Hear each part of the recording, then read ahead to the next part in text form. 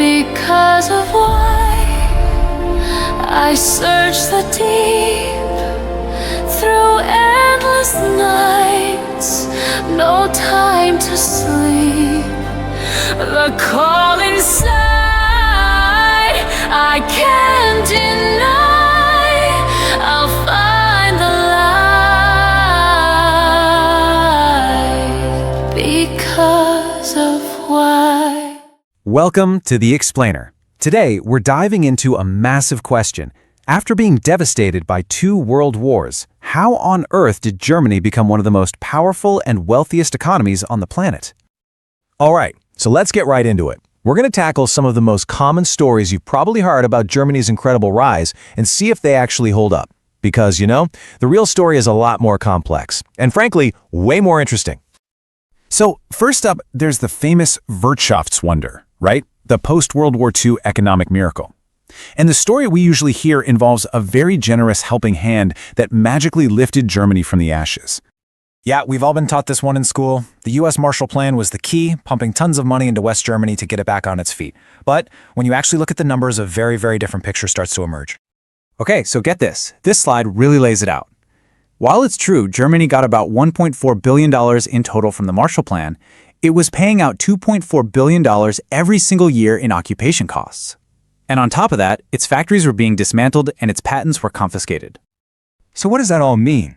Well, the crucial point is that while the aid helped, it wasn't some magic gift. The German recovery was overwhelmingly self-driven.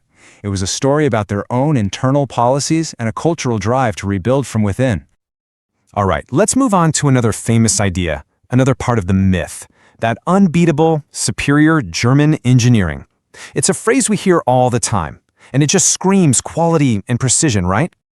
And look, this reputation is powerful for a reason. A lot of people, like this person on Reddit, absolutely swear by it. You get behind the wheel of a high-end BMW or a Mercedes, and for many, that experience is all the proof they need of superior craftsmanship.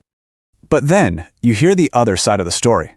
For every fan, there's someone else pointing out that huge brands like Volkswagen have had some serious, well-documented issues with reliability and customer service for years. It kind of throws a wrench in that perfect image. So, what's the real story here? It seems like German engineering is an incredibly powerful brand. No doubt about it.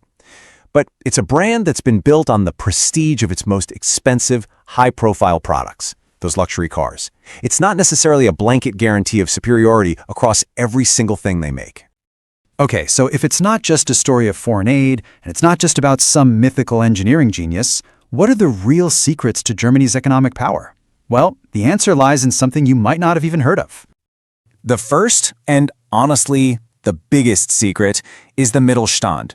Now, don't let that small and medium-sized part fool you. We are not talking about your local corner store. These are hyper-focused, often family-run companies that are the absolute, undisputed world leaders in their very specific markets. And just look at this number. It is absolutely staggering. Think about that for a second. More than 99% of all companies in Germany are part of the Mittelstand. They aren't just part of the economy, they are the economy, the true backbone. I mean, these hidden champions churn out about 55% of the country's entire GDP and provide over 60% of all jobs. They're all about long-term stability, not chasing quick profits. And they completely dominate their global markets, making everything from specialized industrial parts to high-tech biotech equipment. And that long-term focus isn't an accident.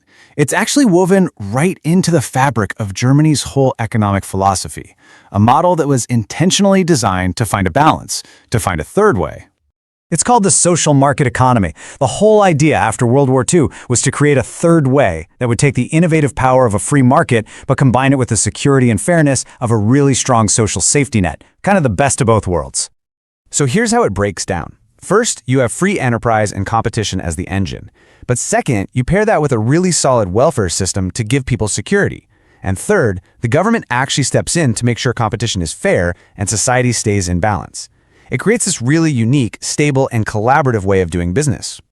So you've got the super powerful Mittelstand, you've got this stable social market economy. Sounds like a perfect recipe, right? Well, the story doesn't quite end there, because right now, Germany is facing a very modern and very serious challenge. Yeah, despite all its historical strengths, there are some pretty worrying signs that the German innovation machine, the very engine of its growth, is starting to sputter and show some serious strain. Just take a look at this chart. It tells a stark story about labor productivity, which is a huge indicator of economic health. The growth didn't just slow down, it basically fell off a cliff. By 2013, the rate of growth was 5 times slower than it was back in 1992. That's a huge drop. And here's the real puzzle. This is a total paradox. This slowdown is happening at the exact same time that Germany is spending more and more money on research and development. They're pouring money into innovation, but they're not getting that economic kick they used to. Something's not working right. And look, this isn't just a number on a spreadsheet. We're talking about real-world consequences here. Income and wealth inequality have been on the rise since the 90s. The number of people considered at risk of poverty literally doubled in just 10 years. There's this growing feeling that the country's becoming more divided. Which brings us to the huge, critical question Germany is facing right now. The model that made them so incredibly rich was built for the 20th century. Can those very same structures, the specialized companies, the stable social system, adapt fast enough for the crazy, fast-paced digital world of today? That really is the billion-dollar question. We would love to hear what you think. What's the biggest challenge, or maybe the biggest hidden strength for Germany's future? Make sure you share this explainer, hit that like button, and let us know what you think down in the comments. Thanks so much for joining us for this deep dive into the German economy. We'll see you next time on The Explainer.